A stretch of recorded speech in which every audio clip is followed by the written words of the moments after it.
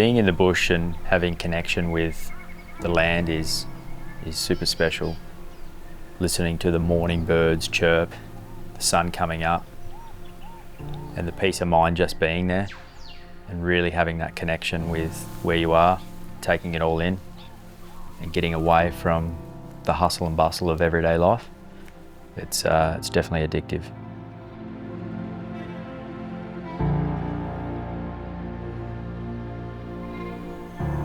Nothing beats the excitement of being able to get close to deer. I think just to be able to get that close to a species that is so flighty and onto you constantly is super exciting. Just knowing that you can get that close builds confidence, I think, even if it's just for practice. Just to be able to grab the binos and just stalk in on deer and learn their behaviour and how they work, and it definitely puts a smile on my face.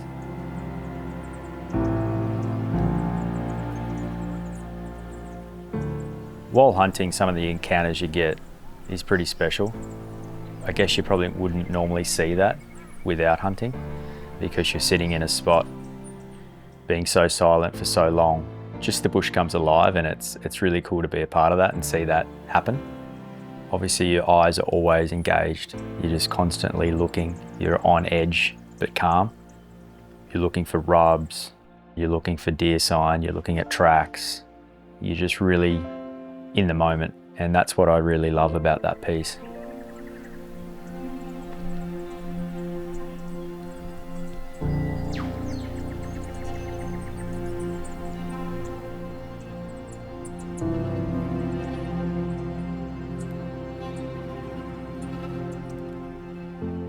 What I got into hunting was the love for the bush, really. Growing up in country Tasmania, always had a connection to the bush and camping, trout fishing, being just in nature.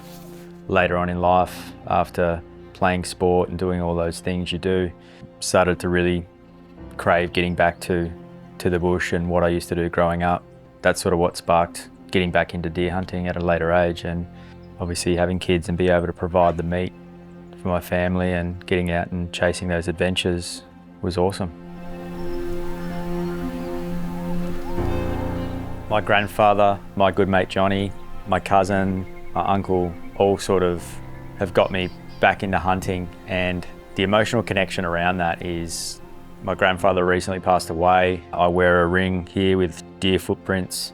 I've got some of his older rifles, and that sort of keeps me there. I think of him every time I'm out in the bush, whether he's looking over me, giving me those signs and those moments and where he thinks the deer are, even though that sounds silly, but I think that just that emotional connection to keep passing that on into generations is something special, and I think that we've got an obligation as hunters to pass that down as well to younger generation and give those younger guys an opportunity to go out and see what we like to do and how we do it, and just pass it on, because they can do it to their kids and their kids on, and we just keep it rolling.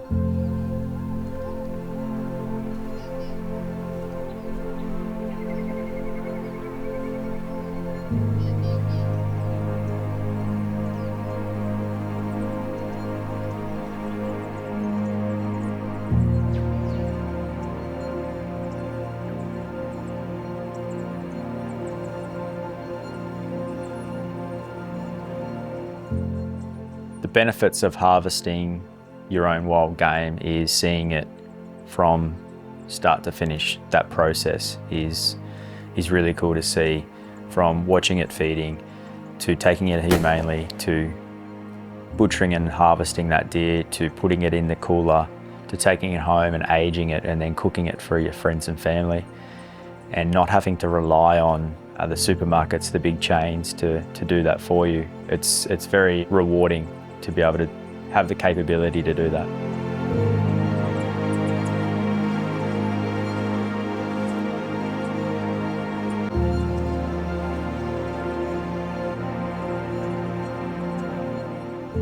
I'm not an amazing hunter at all.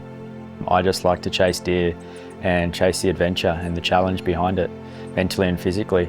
So I think if anyone's sitting on the fence and wanting to go and do it, hopefully this inspires them to take that step to just go grab a bow, go get your gun license, go start door knocking to find some property to hunt on, because the more of us, the better it is, and passing it all down and be able to teach them and educate them is super important.